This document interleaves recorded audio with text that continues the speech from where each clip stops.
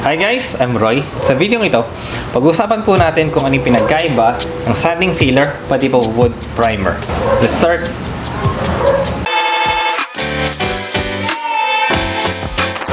Dito po sa ating video, sisimulan po natin kung ano yung pareho nila. So, parehas po silang primer. Yan.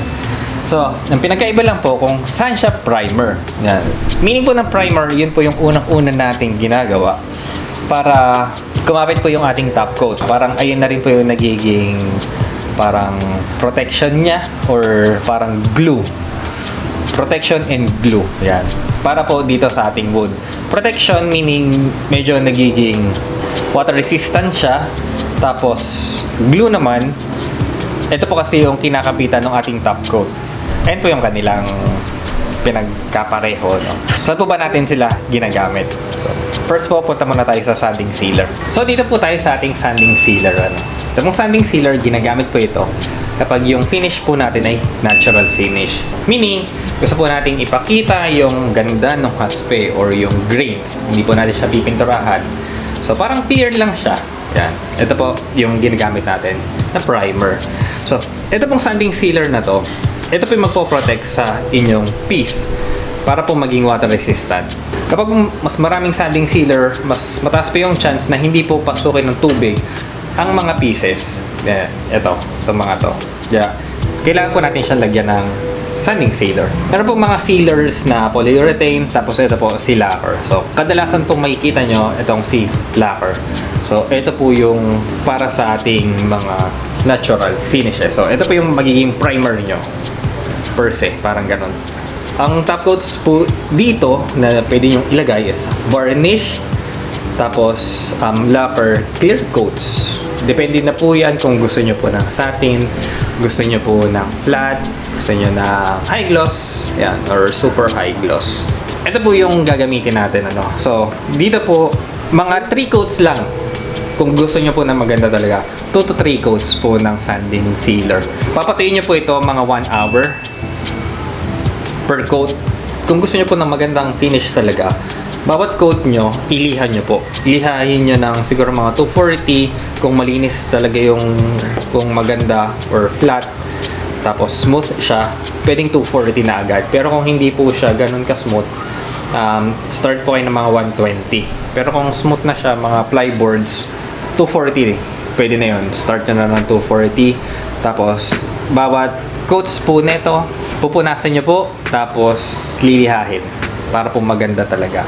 After po ng mga 3 coats, pwede nyo na po siyang i-top coat. Pwede na pong varnish, pwede na pong yung ating mga top coats. So, ayun lang naman po yung ating para sa sanding sealer. So, basta po, kapag mag-varnish kayo or mag-clear coat kayo, ito po yung unang-una niyang ilalagay. Sanding sealer.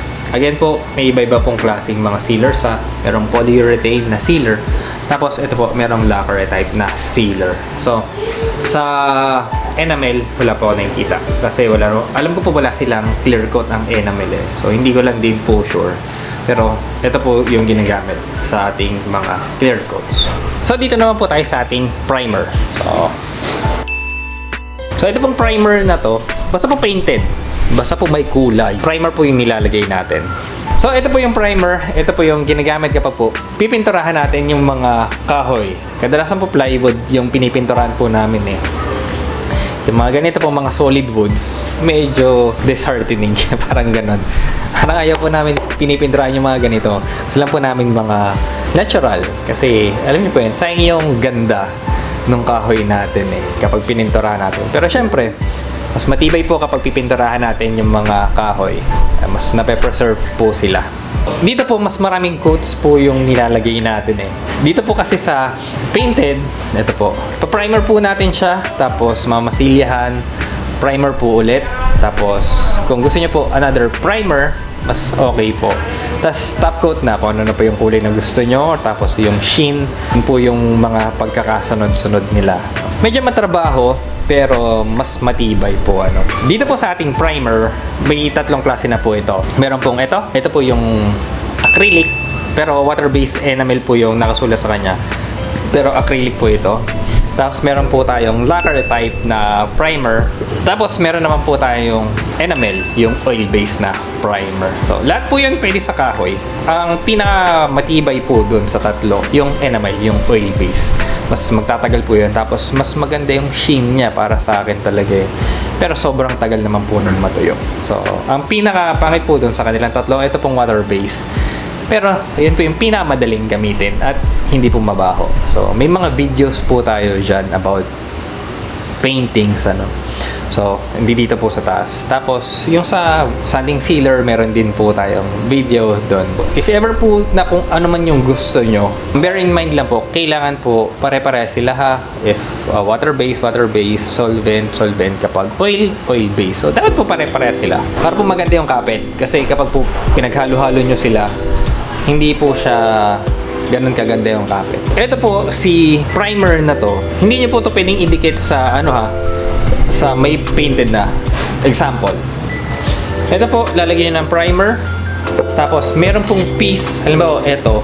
Painted po ito. Tapos, merong painted na. Finished na.